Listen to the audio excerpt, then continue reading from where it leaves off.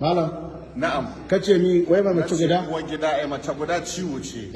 Bi samun sauki uku gadara hudu warkewa. Dan mace guda in ta cika ta kase ta kwanan aure ma sai ta ga kamar taimaka maka ne take ba dan halinka ba. Wata ma sai kun yi randebu da rana. Tana ai mashin huda ta koma cikin yara ta kwanta. Ka zunguri kafarta ta tsamiki yaro kama kuka. Mace guda tana mai da namiji da dihi ga ka ci ka koshi ga ta bayanka. Ka ji ba husu wuce ma ba ta tashi. Kuma in ta cika ta kase ta in ka shekara 20 da mace guda ba ta ma a dawo lahiya ba ta Allah ba da sa'a ba ta kwana aure da kai ta barka halo kwance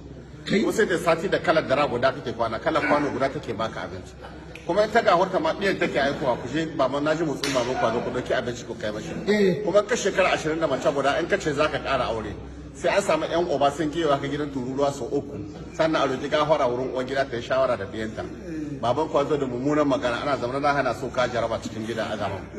ita ko in ta cika ta kase ta can haka take sai ta ga arzikin da Allah baka ma dan ka aure ta ne ka arziki a da maciyacin ka yanzu ko dalili ta ne Allah ma albarka kai in ka rabu ta kamar ciyaciya za kai kuma ita cika ta koshi sai ta ga ita ke hakuri da kai ba kai ke hakuri da ita ba zaman kaddara zaman diya zaman bakin ciki mace guda tana isa ma tansiyon dare guda a rabu da kai 12 dare majalisa ka zo gida ta gama bakan magana ka haɗa zuciya ka bar mata duniya kawai sa muka ce da ka je makabarta ka isa kabari dirgegi ya cika tullun ƙasa na mai mace guda ne ita ke sa mai tansiyon dare guda bakin ciki ya kashe shi